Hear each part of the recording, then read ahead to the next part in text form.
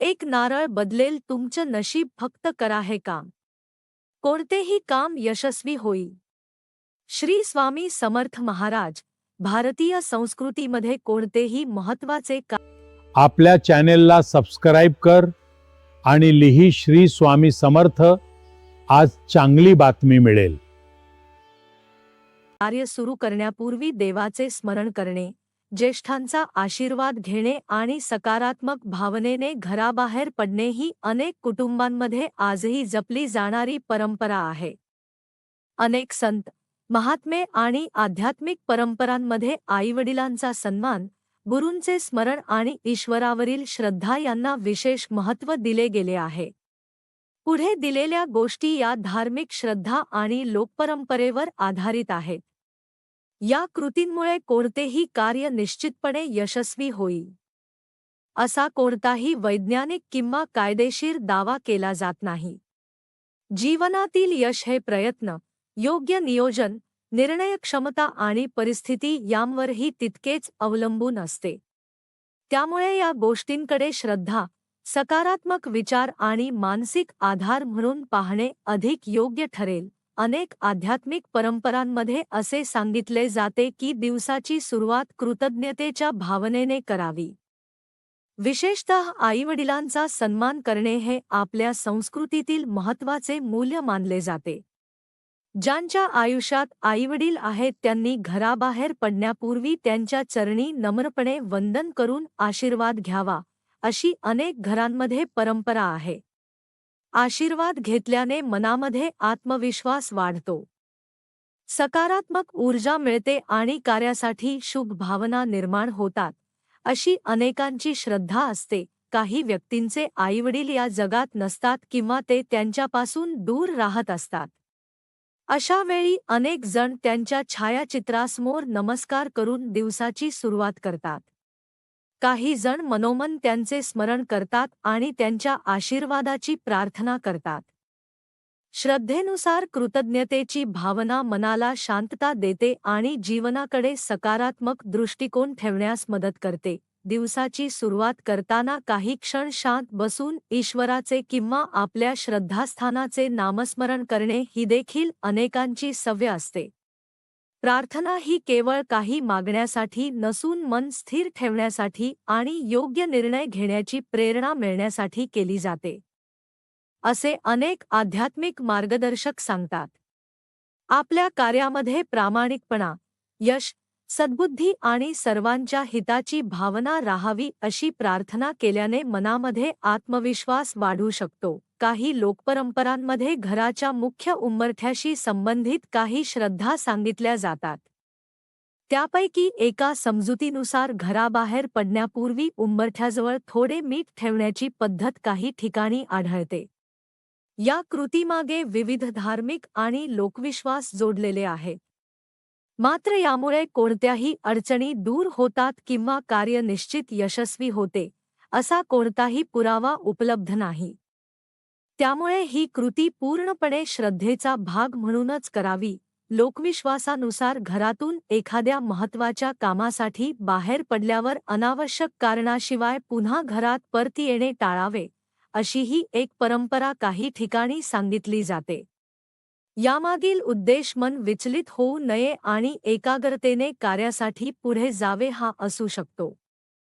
मात्र जर एखादी अत्यावश्यक वस्तू विसरली असेल किंवा सुरक्षिततेच्या दृष्टीने परत जाणे आवश्यक असेल, तर विवेकाने निर्णय घेणे अधिक महत्त्वाचे आहे. काही धार्मिक परंपरांमध्ये पूर्ण नारळ शुभ मानला जातो.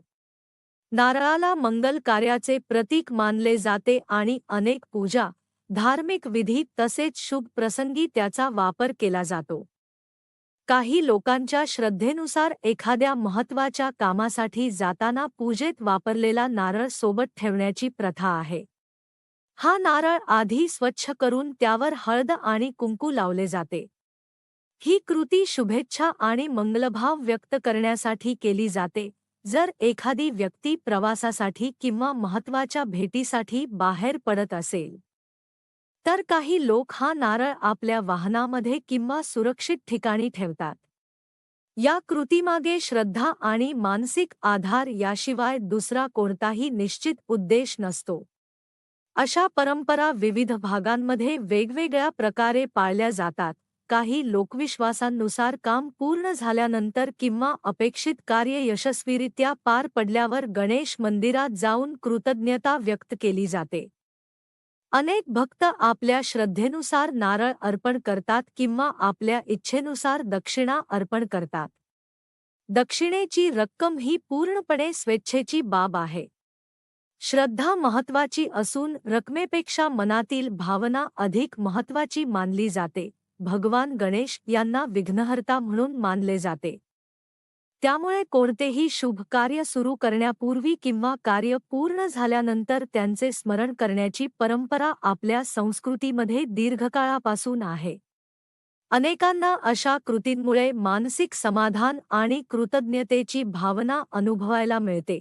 यश मिळवण्यासाठी धार्मिक श्रद्धेबरोबरच प्रामाणिक प्रयत्न करणे तितकेच आवश्यक आहे.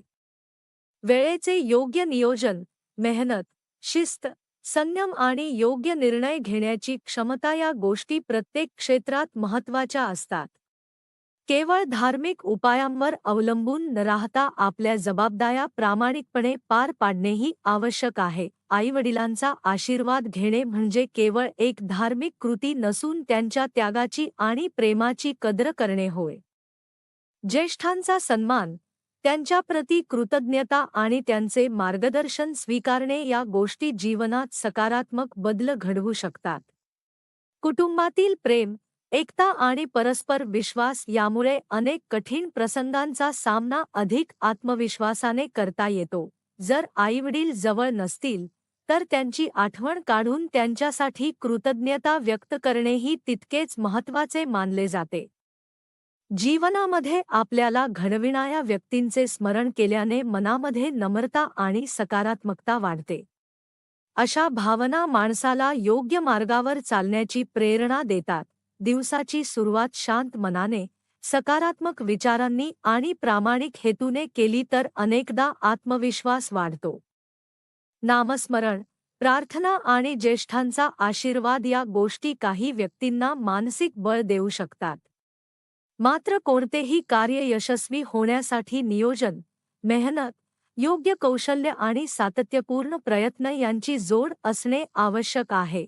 श्रद्धा आणि प्रयत्न यांचा समतोल राखणे हे जीवनातील सर्वात महत्त्वाचे तत्त्व मानले जाते.